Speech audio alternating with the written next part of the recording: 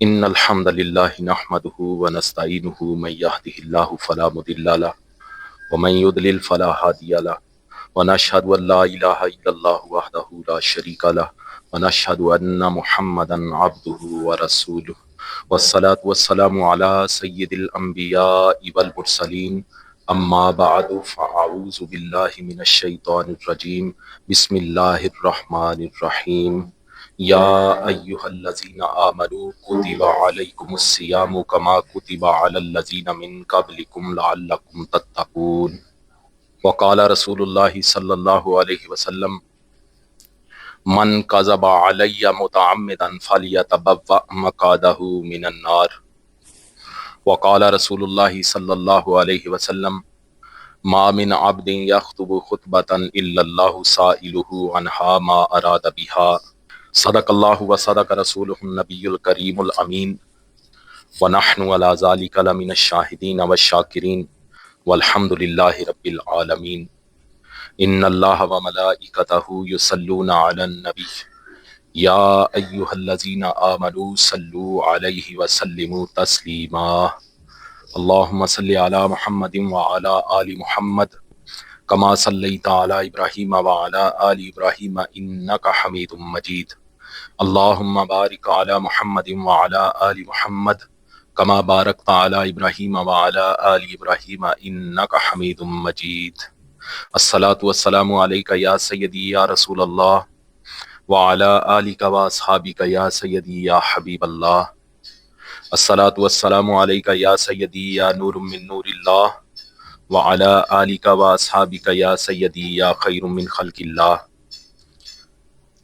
مولاي صلی وسلم دائما ابدا علی حبیبک خیر الخلق کلہم یا صاحب الجمال و یا سید البشر من وجهک المنیر لقد نور القمر لا يمكن الثناء كما كان حقه بعد از خدا بزرگ توئی قصہ مختصر خالق کائنات جل جلالہ و اما نوالہ و اتم برہانہ و اعظم شانہ کی بارگاہ میں حمد اور وجہ تخلیق کائنات حضور نبی پاک صاحب لولاک تاجدار مدینہ سرور قلب و سینہ حضرت محمد مصطفیٰ صلی اللہ علیہ وسلم کی پاک اور مقدس بارگاہ میں ہدیہ درود و سلام پیش کرنے کے بعد معزز سامعین السلام علیکم ورحمۃ اللہ وبرکاتہ۔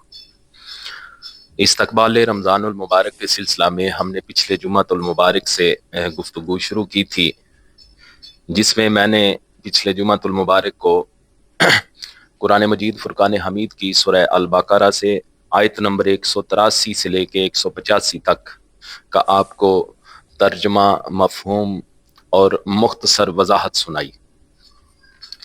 روزوں کی فرضیت کے حوالے سے پھر چند ضروری مسائل آپ کو بتائے اور روزوں کے فضائل کے حوالے سے کچھ چیزیں احادیث کے حوالے سے آپ کے سامنے رکھی۔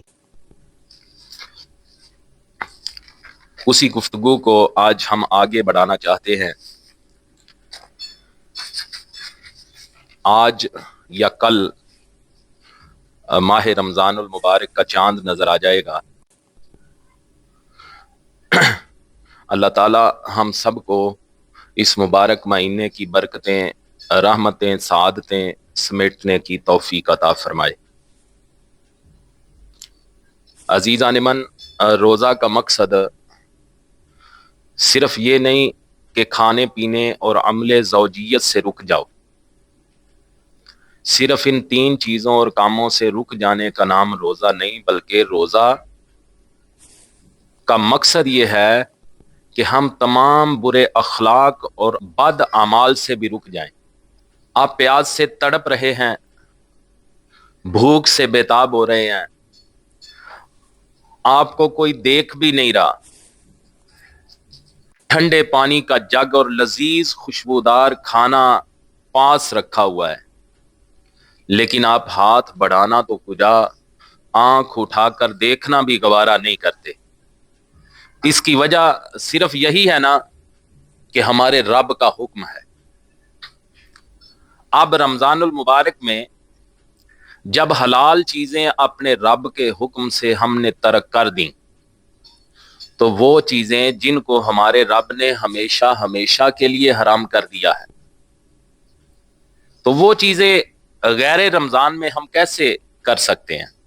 چوری، ڈاکہ، رشوت، شراب نوشی، زنا، جھوٹ، دھوکہ، حقوق کی پامالی، بد دیانتی، کرپشن وغیرہ، ایک مومن کیسے کر سکتا ہے؟ وہ مومن جس کے سامنے حلال چیزیں پڑی ہوئی ہیں لیکن اللہ کے حکم کی وجہ سے وہ کوئی چیز کھاتا بھی نہیں، پیتا بھی نہیں۔ عزیزان من، جو بندہ روزہ بھی رکھے اور ساتھ جھوٹ بھی بولے، دھوکہ دہی کرے، حقوق پامال کرے، حرام زدگی کرے، حرام کاری کرے، ناجائز منافع خوری کرے،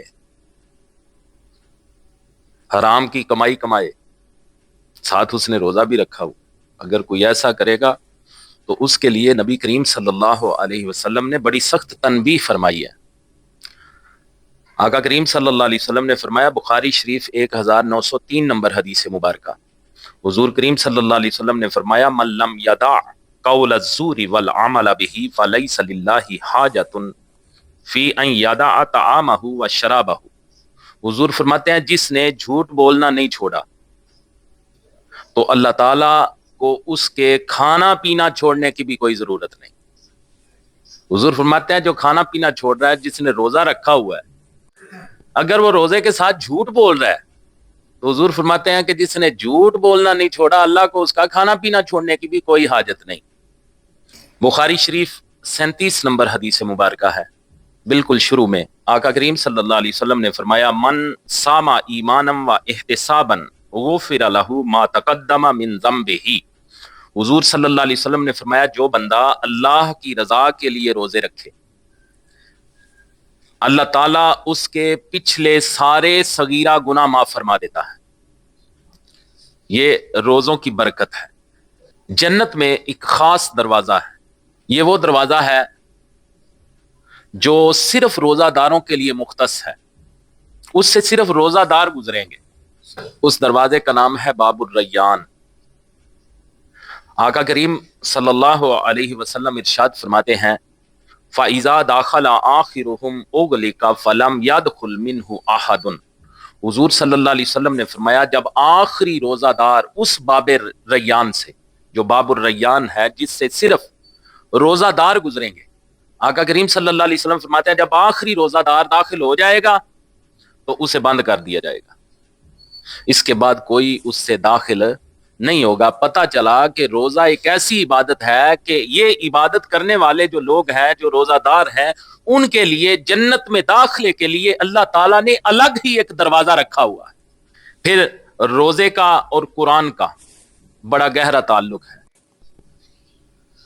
ماہ رمضان میں ہم روزے رکھتے ہیں اور یہی وہ مبارک مہینہ ہے جس مہینے میں قرآن بھی نازل ہوا۔ حضور صلی اللہ علیہ وسلم ارشاد فرماتے ہیں کہ روزہ اور قرآن حشر والے دن، قیامت والے دن بندے کی شفاعت کریں گے۔ حضور صلی اللہ علیہ وسلم فرماتے ہیں کہ روزہ عرض کرے گا، اے میرے رب، منعتہ الطعام والشہوات بالنہار فشفعنی فیہ۔ حضور صلی اللہ علیہ وسلم نے ارشاد فرمایا کہ روزہ اللہ کی بارگاہ میں عرض کرے گا، اے میرے رب، میں نے تیرے اس بندے کو دن میں کھانے اور خواہشات کی پیروی سے روکا، پس تو اس کے حق میں میری شفاعت قبول فرما۔ اللہ اکبر۔ حضور فرماتے ہیں کہ قرآن کہے گا، منعتہ النوم باللیل فشفعنی فی، مولا میں نے اسے رات میں سونے سے باز رکھا، اس لیے اس کے حق میں میری شفاعت قبول فرما۔ اللہ اکبر۔ نبی اکرم صلی اللہ علیہ وسلم ارشاد فرماتے ہیں، فَيُشَفَّعَانِ، حضور فرماتے ہیں دونوں کی شفاعت قبول کر لی جائے گی۔ مسند احمد میں یہ روایت موجود ہے۔ شعب الایمان میں 3304 نمبر حدیث مبارکہ ہے۔ حضرت ابو ہریرہ رضی اللہ تعالیٰ عنہ روایت کرتے ہیں کہ رسول اللہ صلی اللہ علیہ وسلم نے ارشاد فرمایا، کل عمل ابن آدم یضاعف الحسنۃ عشرۃ امثالھا الی 700 ضعف۔ حضور نے فرمایا کہ ابن آدم کے ہر عمل میں نیکی بڑھا دی جاتی ہے۔ ماہ رمضان میں ابن آدم کے ہر عمل میں نیکی بڑھا دی جاتی ہے، اس کی 10 مثل سے لے کر 700 مثل تک، 10 سے لے کے 700 گنا تک نیکی کو بڑھا دیا جاتا ہے. الا الصوم فانه لی وانا اجزی بہ، صرف یہی نہیں بلکہ اللہ تعالیٰ فرماتا ہے روزہ میرے لیے ہے اور میں ہی اس کی جزا خود دوں گا. اللہ اکبر. پھر فرمایا یدع طعامہ وشہوتہ من اجلی، وہ میرے لیے اپنا کھانا اور اپنی خواہشات کو چھوڑ دیتا ہے، اس لیے یہ روزہ میرے لیے ہے اور میں ہی اس کی جزا دوں گا. للصائم فرحتان، فرحت عند فطرہ وفرحت عند لقاء ربہ. حضور نے فرمایا روزہ دار کے لیے دو خوشیاں ہیں، ایک اس کے افطار کے وقت کی خوشی اور ایک اس کے رب کے ساتھ ملاقات کے وقت کی خوشی.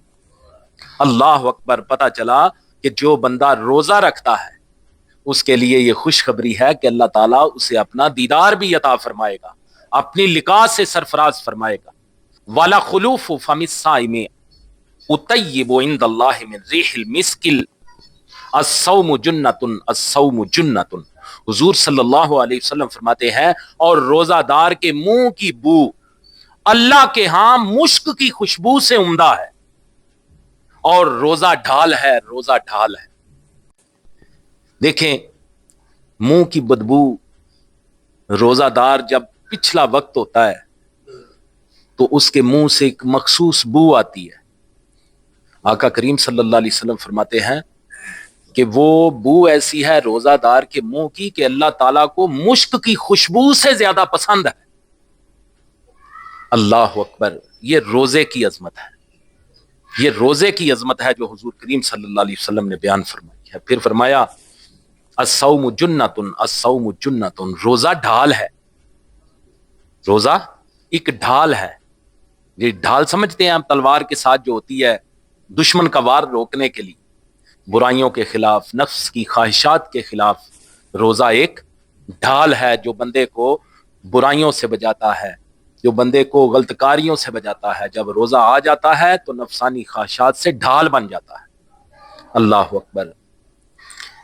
حضرت سہل بن سعد رضی اللہ تعالی عنہ روایت کرتے ہیں کہ حضور صلی اللہ علیہ وسلم نے ارشاد فرمایا لکل شیء زکات و زکات الجسد الصوم. آقا کریم صلی اللہ علیہ وسلم نے فرمایا کہ ہر چیز کے لیے زکات ہے اور جسم کی زکات روزہ ہے. یہ جتنی چیزیں میں آپ کو سنا رہا ہوں صرف حضور کی احادیث سنا رہا ہوں، کوئی سنی سنائی باتیں، کوئی گھڑی ہوئی قصے کہانیاں نہیں میں آپ کو سنا رہا ہوں. روزوں کے فضائل کے حوالے سے میں صرف حضور کے فرمان کا مفہوم ترجمہ آپ کو سنا رہا ہوں. اللہ اکبر. حضرت ابو امامہ رضی اللہ تعالیٰ عنہ سے روایت ہے، آپ روایت فرماتے ہیں کہ میں نے حضور کریم صلی اللہ علیہ وسلم کی بارگاہ میں عرض کی یا رسول اللہ دلنی علی عمل، یا رسول اللہ صلی اللہ علیہ وسلم حضور مجھے کسی عمل پر رہنمائی فرمائے. تو آقا کریم صلی اللہ علیہ وسلم نے فرمایا علیک بالصوم فانہ لا عدل لہ، تم روزے کو لازم کر لو کیونکہ کوئی عمل اس کے برابر نہیں ہے. یہ روزے کی عظمت ہے. یہ جو مبارک مہینہ کل سے یا پرسوں سے شروع ہو رہا ہے، یہ کیسا مہینہ ہے؟ حضرت ابو ہریرہ رضی اللہ تعالیٰ عنہ روایت کرتے ہیں کہ حضور کریم صلی اللہ علیہ وسلم نے ارشاد فرمایا اذا دخل رمضان فتحت ابواب الرحمہ، جب ماہ رمضان آتا ہے، رمضان کا مہینہ آتا ہے تو رحمتوں کے دروازے کھل جاتے ہیں.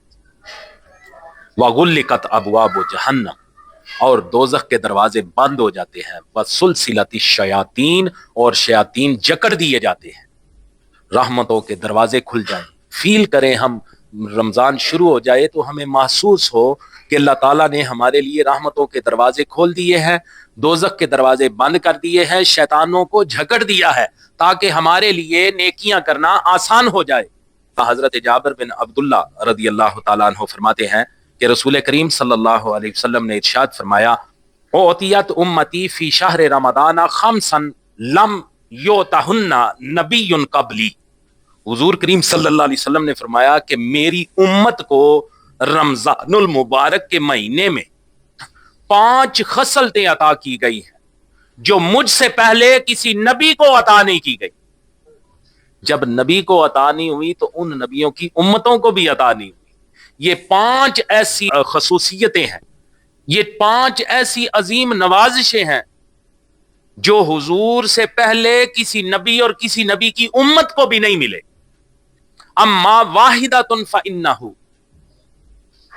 ان میں پہلی چیز یہ ہے اذا کان اول لیلۃ من شہر رمضان نظر اللہ عز وجل الیہم، رمضان المبارک کی پہلی رات اللہ تعالیٰ ان کی طرف نظر رحمت فرماتا ہے.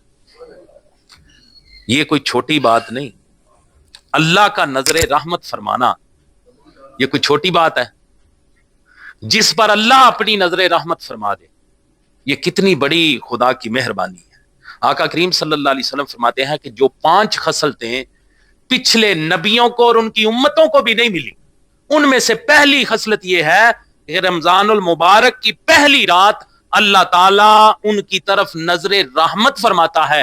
اور جس کی طرف اللہ تعالیٰ نظر رحمت فرمائے وَمَن نَظَرَ اللَّهُ إِلَيْهِ لَمْ يُعَذِّبْهُ أَبَدًا، حضور فرماتے ہیں کہ جس پر اللہ تعالیٰ نظر رحمت فرماتا ہے اس کو کبھی عذاب نہیں دیتا. رمضان وہ مہینہ ہے کہ جس کی پہلی رات کو اللہ تعالیٰ حضور کی امت پہ نظر رحمت فرماتا ہے. اور حضور فرماتے ہیں جس پہ اللہ تعالیٰ نظر رحمت فرمائے پھر اس کو اللہ کبھی عذاب نہیں دیتا. اللہ اکبر. وَأَمَّا الثَّانِيَةُ، حضور فرماتے ہیں کہ دوسری جو خصلت ہے فَإِنَّ خُلُوفَ أَفْوَاهِهِمْ حِينَ يُمْسُونَ أُطَيِّبُ عِندَ اللَّهِ مِنْ رِيحِ الْمِسْكِ، وہی بات جو ابھی میں نے حدیث مبارکہ سے آپ کو سنائی. حضور فرماتے ہیں دوسری خصلت یہ ہے کہ وہ ان یعنی روزہ داروں کے منہ کی بو ہے کہ جب وہ شام کرتے ہیں تو وہ بو اللہ تعالیٰ کے ہاں کستوری سے عمدہ خوشبو ہوتی ہے. یہ 2 خصلتیں ہو گئیں. اللہ اکبر. تیسری خصلت آقا کریم صلی اللہ علیہ وسلم نے فرمایا فَإِنَّ الْمَلَائِكَةَ تَسْتَغْفِرُ لَهُمْ فِي كُلِّ يَوْمٍ وَاللَّيْلَةٍ، رمضان وہ مہینہ ہے کہ فرشتے ان کے لیے ہر دن اور ہر رات میں دعائیں مغفرت کرتے. رمضان کا مہینہ آ گیا، ہم نے روزے رکھنے شروع کر دیے، ہمیں نہیں پتا کہ ہمارا اپنا کوئی ہمارے لیے دعا کر رہا ہے یا نہیں کر رہا، لیکن یہ حضور کا امتی ہونے کی یہ شرف ہے ہمارے لیے کہ حضور فرماتے ہیں جب رمضان آتا ہے تو میری امت کے لیے اللہ کے فرشتے دن کو بھی اور رات کو بھی مغفرت طلب کرتے رہتے ہیں. چوتھی چیز آقا کریم صلی اللہ علیہ وسلم نے فرمایا فَإِنَّ اللَّهَ عَزَّ وَجَلَّ يَأْمُرُ جَنَّتَهُ فَيَقُولُ لَهَا اسْتَعِدِّي وَتَزَيَّنِي لِعِبَادِي. آقا کریم صلی اللہ علیہ وسلم فرماتے ہیں کہ اللہ تعالی جنت کو حکم دیتا ہے اور کہتا ہے کہ تیار ہو جا اور آراستہ ہو جا میرے بندوں کے لیے. او شکا ان یستریحوا من لعاب الدنیا الی داری و کرامتی. حضور فرماتے ہیں کہ اللہ تعالیٰ فرماتا ہے کہ میرے بندوں کے لیے اے جنت تو آراستہ ہو جا، تیار ہو جا، کیونکہ قریب ہے کہ وہ دنیا کی مشقت سے میرے گھر کی طرف اور میرے اکرام کی طرف وہ استراحت کے لیے آئیں. اس سے پہلے کہ وہ میرے پاس آئیں اس سے پہلے تو ان کے لیے تیار اور آراستہ ہو جا. یہ چوتھی خصلت ہے. اور 5ویں خصلت حضور کریم صلی اللہ علیہ وسلم نے یہ بیان فرمائی اذا کان آخر لیلۃ غفر لهم جمیعا. حضور نے فرمایا جب آخری رات ہوتی ہے تو ان تمام کی مغفرت ہو جاتی. لوگوں نے پوچھا حضور کے صحابہ نے کہ حضور یہ جو رات ہے جو آپ نے بیان فرمائی کہ آخری رات کو سب کی بخشش ہو جاتی ہے، حضور کیا یہ شب قدر ہے؟ تو آقا کریم صلی اللہ علیہ وسلم نے فرمایا لا علم ترى الى الامال يعملون فاذا فرغوا من اعمالهم وفوا اجورهم. حضور نے فرمایا یہ شب قدر نہیں، بلکہ کیا تم دیکھتے نہیں کہ عمل کرنے والے عمل کرتے ہیں، پھر جب وہ فارغ ہو جاتے ہیں اپنے اعمال سے وہ اپنا اجر پورا پورا حاصل کرتے ہیں. حضور نے فرمایا یہ شب قدر نہیں جس میں اللہ تعالیٰ سب کی بخشش کر دیتا ہے، یہ شب قدر نہیں، بلکہ تم دیکھتے ہو کہ جو لوگ اعمال کرتے ہیں پھر ان کے اعمال کا انہیں پورا پورا اجر دیا جاتا ہے. یہ تو اجر کی رات ہے، شب قدر تو اور رات ہوگی. حضرت جابر بن عبداللہ رضی اللہ تعالیٰ عنہ سے روایت ہے کہ جب رسول کریم صلی اللہ علیہ وسلم نے ممبر بنوایا تو آپ نے اس کی 3 سیڑھیاں یا درجے رکھے. پس جب رسول کریم صلی اللہ علیہ وسلم پہلی سیڑھی پر چڑھے تو آپ کریم صلی اللہ علیہ وسلم نے فرمایا آمین. پھر دوسری سیڑھی پر چڑھے تو آپ کریم صلی اللہ علیہ وسلم نے فرمایا آمین. پھر تیسری سیڑھی پر چڑھے تو آپ کریم صلی اللہ علیہ وسلم نے فرمایا آمین. مسلمانوں نے عرض کی، جو حضور کے صحابہ وہاں موجود تھے، انہوں نے عرض کی یا رسول اللہ رأنیک تقول آمینا آمینا آمینا ولا نرى احدا. انہوں نے عرض کی یا رسول اللہ صلی اللہ علیہ وسلم، حضور ہم نے آپ کو دیکھا ہے کہ آپ آمین آمین آمین فرما رہے تھے اور ہم نے کسی اور کو نہیں دیکھا، یعنی کہ کسی نے کوئی دعا نہیں کی جس پہ آپ آمین کر رہے ہو جو ہم نے دیکھی ہو یا سنی ہو. اللہ اکبر. اس پر حضور کریم صلی اللہ علیہ وسلم نے جواب ارشاد فرمایا. آقا کریم صلی اللہ علیہ وسلم نے فرمایا ان جبریل علیہ السلام صعد قبل العتبۃ الاولى فقال یا محمد فقلت لبیک وسعدیک. آقا کریم صلی اللہ علیہ وسلم نے ارشاد فرمایا بے شک جبریل امین مجھ سے پہلے پہلی سیڑھی پر چڑھے اور انہوں نے کہا اے محمد صلی اللہ علیہ وسلم میں نے کہا لبیک وسعدیک. پھر جبریل امین نے کہا من ادرک ابویہ او احدہما فلم یغفر لہ فابعدہ اللہ قل آمین فقلت آمین. حضور کریم صلی اللہ علیہ وسلم فرماتے ہیں کہ جبریل امین نے کہا کہ جس نے اپنے والدین یا ان میں سے ایک کو پایا اور اس کی مغفرت نہ ہو سکی تو اللہ تعالیٰ نے اس کو اپنی رحمت سے دور فرما دیا. جبریل امین نے کہا کہ آپ آمین کہیں تو حضور فرماتے ہیں میں نے آمین کہا. یہ پہلی سیڑھی کی بات. اب جب دوسری سیڑھی پہ چڑھے تو جبریل امین نے پھر پکارا یا محمد صلی اللہ علیہ وسلم. حضور فرماتے ہیں کہ میں نے کہا لبیک وسعدیک. انہوں نے کہا من ادرک شہر رمضان فصام نہارہ وقام لیلہ ثم مات فلم یغفر لہ فدخل النار فابعدہ اللہ قل آمین قلت آمین. آقا کریم صلی اللہ علیہ وسلم فرماتے ہیں کہ دوسری بات جس پر میں نے آمین کہا، جبریل امین نے یہ کہا کہ جس نے رمضان المبارک کا مہینہ پایا اور اس کے دن کا روزہ رکھا اور اس کی رات کا قیام کیا پھر وہ فوت ہو گیا اور اس کی مغفرت نہ ہوئی تو وہ دوزخ میں داخل ہو گیا تو اللہ تعالیٰ اس کو اپنی رحمت سے دور فرما دے گا. حضور فرماتے ہیں جب اس جبریل امین نے یہ بات کہی کہ آپ آمین کہیں تو میں نے آمین کہا. دیکھیں اس پہ ذرا تھوڑی سی توجہ کریں کہ بندہ ہے اس نے دن کو روزے بھی رکھے ہیں، رات کو اس نے قیام بھی کیا ہے، لیکن حضور فرماتے ہیں کہ اس کی بخشش نہ ہو سکی، فوت ہو گیا، لیکن ایسا اجر نہ وہ پا سکا جس سے اس کی بخشش ہو جاتی. آقا کریم صلی اللہ علیہ وسلم فرماتے ہیں کہ وہ بندہ اللہ تعالیٰ ایسے بندے کو اپنی رحمت سے دور فرما دے گا. دیکھیں اس نے روزہ بھی رکھا ہے، حضور فرما رہے ہیں اس نے رات کو قیام بھی کیا ہے، تراویح بھی پڑھی ہوگی، دیگر عبادت بھی اس نے کی ہوگی، لیکن وہ کون سی چیزیں ہیں جس کی وجہ سے اس کی بخشش نہیں ہو سکی؟ اٹ مین کہ ماہ رمضان میں بخشش صرف روزہ رکھ لینے سے نہیں بخشش ہوتی. روزہ کے جو ضروری امور ہیں، روزہ کے متعلق جو احتیاطیں ہیں، جن چیزوں سے بچنا بھی ضروری ہے، اگر ان سے نہیں بچا جائے گا تو پھر بخشش نہیں ہوگی. یہ حضور کا فرمان بتا رہا ہے کہ حضور فرما رہے ہیں کہ ایک بندے نے روزہ بھی رکھا، رات کو قیام بھی کیا، لیکن بخشش نہ ہو سکی، اللہ نے اسے اپنی رحمت سے دور کر دیا. جبریل امین علیہ السلام نے یہ بات کہی. حضور فرماتے ہیں جبریل نے جب یہ کہا، مجھے کہا کہ آمین کہیں تو میں نے آمین کہہ دیا. یہ تو تھی دوسری سیڑھی کی بات. اب تیسری سیڑھی پہ جبریل امین نے پھر وہی بات کی یا محمد صلی اللہ علیہ وسلم. حضور فرماتے ہیں میں نے کہا لبیک وسعدیک. انہوں نے پھر کہا من ذکرت عندہ فلم یصلی علیک فمات ولم یغفر لہ فدخل النار فابعدہ اللہ.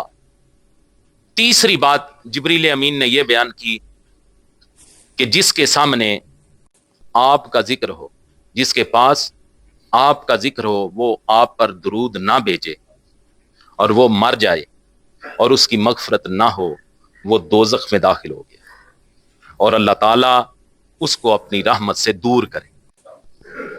آقا کریم صلی اللہ علیہ وسلم نے یہ بات جب جبریل امین نے کہی تو پھر کہا آپ آمین کہیں. حضور فرماتے ہیں میں نے پھر تیسری مرتبہ آمین کہا. یہ تیسری چیز جس کے سامنے حضور کا ذکر ہو.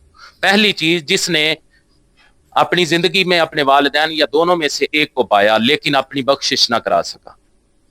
دوسرا بندہ جس نے رمضان کے روزے رکھے، رات کو قیام بھی کیا لیکن وہ اپنی بخشش نہ کرا سکا. تیسرا بندہ جس کے پاس حضور کریم صلی اللہ علیہ وسلم کا نام نامی لیا گیا لیکن وہ درود نہ پڑھ سکا. یہ تینوں بندے کتنے بدبخت ہیں کہ جبریل امین ان کے لیے یہ دعا کر رہے ہیں، یہ الفاظ وہ ادا کر رہے ہیں کہ اللہ اسے اپنی رحمت سے دور کرے، اور نبی رحمت صلی اللہ علیہ وسلم بذات خود اس پہ آمین کر رہے ہیں. پتا چلا یہ تینوں کام کتنی اہمیت کے حامل ہیں کہ اگر والدین ہیں تو ان کی خدمت کر کے اپنی بخشش کرا لو. اگر روزے زندگی میں ملے روزہ رکھو، رات کو قیام بھی کرو، لیکن جو روزے کے ساتھ ضروری چیزیں ہیں انہیں بھی اپناؤ. روزہ جن چیزوں سے منع کرتا ہے ان سے بچ کے بھی رہو، تب ہی مغفرت ہوگی. اگر ہم روزے پاک کے زندگی میں اپنی بخشش نہ کرا سکے تو ہم محروم ہی رہیں گے، اللہ کی رحمت سے دور کر دیے جائیں گے. پھر حضور کریم صلی اللہ علیہ وسلم کا نام نامی جس کے پاس لیا جائے، کسی صورت بھی حضور کے نام کے ساتھ درود مس نہیں ہونا چاہیے. جب بھی حضور کریم صلی اللہ علیہ وسلم کا نام نامی آئے، ہر بندہ ذہن میں رکھے کہ ہم نے حضور کے نام نامی کے ساتھ درود پڑھنا ہے صلی اللہ علیہ وسلم. اللہ اکبر. حضرت عبداللہ بن عباس رضی اللہ تعالیٰ عنہ روایت کرتے ہیں کہ آقا کریم صلی اللہ علیہ وسلم نے ارشاد فرمایا ان فی رمضان ینادی مناد بعد ثلث اللیل الاول او ثلث اللیل الاخر لا سائل یسأل فیؤتی. حضور کریم صلی اللہ علیہ وسلم نے فرمایا بے شک رمضان المبارک میں ایک منادی رات کی پہلی تہائی کے بعد اعلان کرتا ہے یا رات کی آخری تہائی میں اعلان کرتا ہے، الا خبردار، سائل یسأل فیؤتی، سائل جو سوال کرے اسے عطا کیا جائے گا. کیا اعلان ہوتا ہے کہ سائل جو سوال کرے اسے عطا کیا جائے گا. الا مستغفر یستغفر فیغفر لہ، خبردار مغفرت طلب کرنے والا جو مغفرت طلب کرے گا اس کو بخش دیا جائے گا. الا تائب یتوب فیتوب اللہ علیہ، خبردار توبہ کرنے والا توبہ کرے گا تو اللہ تعالیٰ اس کی توبہ قبول فرمائے گا. تین کام: مغفرت طلب کرنا، مغفرت طلب کرنا، اللہ کی بارگاہ میں سوال کرنا، اللہ کی بارگاہ میں توبہ کرنا. یہ وہ رمضان ہے جس رمضان کی ہر رات کی پہلی تہائی میں یا آخری تہائی میں حضور نے فرمایا کہ منادی ندا کرتا ہے، آوازیں لگاتا ہے، صدائیں دیتا ہے کہ جو کوئی سوال کرے گا اسے عطا کر دیا جائے گا، جو کوئی بخشش طلب کرے گا اسے بخش دیا جائے گا، جو کوئی توبہ کرے گا اس کی توبہ قبول ہو جائے گی. اللہ اکبر. یہ ماہ رمضان کے فضائل کے حوالے سے میں نے آپ کو چند احادیث سنائی اور ان کا ترجمہ مفہوم سنایا. اب دیکھتے ہیں حضور کریم صلی اللہ علیہ وسلم کے اپنے اس مبارک مہینے میں کیا معمولات ہوتے تھے، حضور یہ مہینہ کیسے گزارتے تھے. پہلی بات تو یہ ہے کہ محدثین اکرام نے اس بات کی تصریح فرمائی ہے کہ حضور صلی اللہ علیہ وسلم نے اپنی مبارک زندگی میں 9 مرتبہ روزوں کو پایا اور آقا کریم صلی اللہ علیہ وسلم نے ہر بار روزے رکھے. اللہ اکبر. پھر اگلی چیز اہم حضور کا معمول کہ رمضان المبارک میں نبی کریم صلی اللہ علیہ وسلم راتوں کو بڑے اہتمام سے حضور قیام فرماتے اور تراویح میں پورا قرآن پڑھتے. یہ حضور کا معمول. دوسرا، پہلا روزے رکھنا، پھر تراویح پڑھنا. پھر آقا کریم صلی اللہ علیہ وسلم سارا سال نماز تہجد ادا فرماتے تھے، آپ کو پتہ ہے، لیکن ماہ رمضان میں اس کی ادائیگی میں اور زیادہ ذوق و شوق اور انہماک کا مظاہرہ فرماتے تھے. صرف تہجد پر ہی حضور ماہ رمضان میں اکتفا نہ فرماتے، بلکہ بعض روایات میں ملتا ہے کہ رمضان شریف میں آپ کریم صلی اللہ علیہ وسلم پوری رات قیام فرماتے. سیدہ عائشہ صدیقہ رضی اللہ تعالی عنہا فرماتی ہیں کان رسول اللہ اذا داخل رمضان شد میزرہ ثم لم یأتی فراشہ حتی ینسالخ. سیدہ عائشہ صدیقہ رضی اللہ تعالی عنہا فرماتی ہیں کہ جیسے ہی ماہ رمضان المبارک شروع ہوتا آقا کریم صلی اللہ علیہ وسلم کمر کس لیتے اور اس کے اختتام تک آرام نہ فرماتے. یہ حضور کا معمول ہے, آقا کریم صلی اللہ علیہ وسلم کا معمول ہے. پھر آگے چلیں, حضور کا ایک اور معمول. یوں تو نبی کریم صلی اللہ علیہ وسلم پورے سال کے اندر, پوری زندگی حضور کریم صلی اللہ علیہ وسلم بڑے سخی تھے, بہت زیادہ سخاوت کیا کرتے تھے. صحابہ کرام فرماتے ہیں کہ ہم نے ایسا کبھی نہیں دیکھا کہ آپ کریم صلی اللہ علیہ وسلم سے کبھی کسی نے کچھ مانگا ہو اور آقا کریم صلی اللہ علیہ وسلم نے انکار کیا. حضرت انس رضی اللہ تعالیٰ عنہ فرماتے ہیں کان النبی احسن الناس اجود الناس واشجع الناس. آقا کریم صلی اللہ علیہ وسلم سب سے زیادہ خوبصورت, سب سے زیادہ سخی اور سب سے زیادہ بہادر تھے. حضور صلی اللہ علیہ وسلم کا اپنا فرمان ہے انما انا قاسم واللہ یعطی, خدا تعالیٰ دیتا ہے اور میں تقسیم کرتا. جب ماہ رمضان آ جاتا تو آقا کریم صلی اللہ علیہ وسلم کی سخاوت صدقات و خیرات میں باقی مہینوں کی نسبت بہت زیادہ کثرت ہو جاتی. اللہ تعالیٰ نے آپ کو اگر سخاوت کا دریا بنایا تھا تو وہ دریا ماہ رمضان میں سمندر بن جاتا جس کی موجوں کی کوئی انتہا نہ ہوتی. حضرت عبداللہ بن عباس رضی اللہ تعالیٰ عنہ حضور کریم صلی اللہ علیہ وسلم کے فضل و احسان کا نقشہ اس طرح کھینچتے ہیں کان رسول اللہ اذا داخل شہر رمضان اطلق کل اسیر وآتا کل سائل. آقا کریم صلی اللہ علیہ وسلم جب رمضان شریف کا مہینہ آتا تو ہر قیدی کو رہا کر دیتے اور ہر مانگنے والے کو ضرور عطا فرماتے. حضور کا یہ سخاوت کے علاوہ حضور کا وہ معمول جو دیگر پورے سال بھی رہتا تھا, لیکن آقا کریم صلی اللہ علیہ وسلم رمضان المبارک میں ذکر, اذکار, تسبیح و تحلیل اور دعاؤں کی کثرت کرتے, کیونکہ حضور کریم صلی اللہ علیہ وسلم اس راز سے آشنا تھے کہ روزہ دار کی دعا رد نہیں ہوتی. حضور صلی اللہ علیہ وسلم کا فرمان ابن ماجہ شریف میں موجود ہے 1752 نمبر حدیث مبارکہ, 3 آدمیوں کی دعا رد نہیں ہوتی. 3 آدمیوں کی دعا رد نہیں ہوتی. نمبر 1, عادل حکمران کی دعا رد نہیں ہوتی. نمبر 2, مظلوم کی دعا رد نہیں ہوتی. اور تیسرا, میرے حضور کریم صلی اللہ علیہ وسلم نے فرمایا الصائم حتی یفطر, روزہ دار جو افطاری کے وقت دعا کرے وہ دعا رد نہیں ہوتی.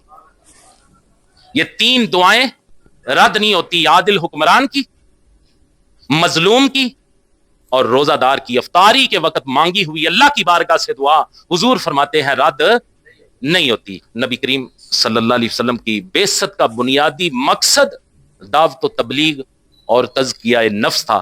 حضور کریم صلی اللہ علیہ وسلم رمضان المبارک میں عبادات کے ساتھ ساتھ دعوت و تبلیغ بھی جاری رکھتے. یہ نہیں کہ رمضان آیا صرف عبادتوں میں مشغول ہو گئے اور دعوت و تبلیغ چھوڑ دی. نہیں, حضور عبادتیں بھی کرتے لیکن ساتھ دعوت و تبلیغ کو بھی جاری رکھتے. رمضان المبارک کے فضائل کے ساتھ ساتھ روزہ کے آداب اور مسائل بھی بتاتے. قضاء, کفارہ وغیرہ کے جو مسائل ہیں آقا کریم صلی اللہ علیہ وسلم اپنے غلاموں کو وہ بھی بتایا کرتے تھے. آج کی گفتگو میں کم و بیش کوئی 15 سے زائد احادیث میں نے آپ کو سنائی ہے ماہ رمضان کی فضیلت کے حوالے سے, حضور کریم صلی اللہ علیہ وسلم کے جو معمولات ہیں ان معمولات کے حوالے سے. یہ ساری باتیں کرنے کا مقصد کیا ہے؟ ایک تو حضور کریم صلی اللہ علیہ وسلم کی یہ سنت ہے کہ جب شعبان کی آخری دن ہوتا شعبان کا, حضور کریم صلی اللہ علیہ وسلم کا وہ خطبہ آج بھی خطبہ احادیث کے اندر موجود ہے. حضور نے جو صحابہ کو ارشاد فرمایا اس مبارک مہینے سے مطلع کرنے کے لیے, اس مبارک مہینے کی فضیلت بیان کرنے کے لیے حضور کریم صلی اللہ علیہ وسلم اپنے صحابہ کو ارشاد فرمایا کرتے تھے ایک خطبہ. ایک تو مقصد یہ تھا کہ حضور کی وہ سنت پوری ہو, دوسرا مقصد یہ تھا کہ ہمیں پتہ چلے کہ اتنا مبارک مہینہ آ رہا ہے. اور یہ کوئی سنی سنائی باتیں بھی میں نے آپ کو نہیں سنائی, حضور کے فرمان کا میں نے سادہ انداز میں آپ کو مفہوم اور ترجمہ صرف سنایا. مقصد یہی ہے کہ اس مبارک مہینے کی عظمت کا پتہ چلے, اس مبارک مہینے کو جو اللہ تعالیٰ نے شرف عطا کیا اس شرف کا پتہ چلے, اور ہم سب اس سے آگاہ ہو جائیں کہ کن چیزوں سے ہم نے بچنا ہے اور کن چیزوں پہ عمل کر کے روزے کی حالت میں ہم اپنی بخشش کروا سکتے ہیں. اور اگر ہم بخشش نہ کروا سکے تو اس بات کا بھی پتہ ہو کہ وہ بندہ کتنا بدبخت ہے کہ جس نے روزہ بھی رکھا, رات کو قیام بھی کیا, لیکن وہ بخشش نہیں کروا سکا, جس کے متعلق جبریل امین علیہ السلام نے یہ فرمایا کہ اسے اللہ اپنی رحمت سے دور کرے. اور اس پہ حضور کریم صلی اللہ علیہ وسلم نے آمین فرمایا. ہمیں ان ساری باتوں کا پتہ چلے کہ ماہ رمضان کوئی عام فارمل منتھ نہیں، کوئی عام مہینہ نہیں، یہ بڑی برکتیں، رحمتیں، سعادتیں لے کے آنے والا مہینہ ہے. اللہ تعالی ہم سب کو ان باتوں پہ عمل کرنے کی توفیق عطا فرمائے، اور ہم بھی اپنا فضل فرماتے ہوئے اس بات کی توفیق دے کہ ہم ماہ رمضان کی ساری برکتیں سمیٹ سکیں اور اپنی بخشش کروا سکیں. سبحان ربک رب العزت عما یصفون وسلام علی المرسلین والحمد للہ رب العالمین.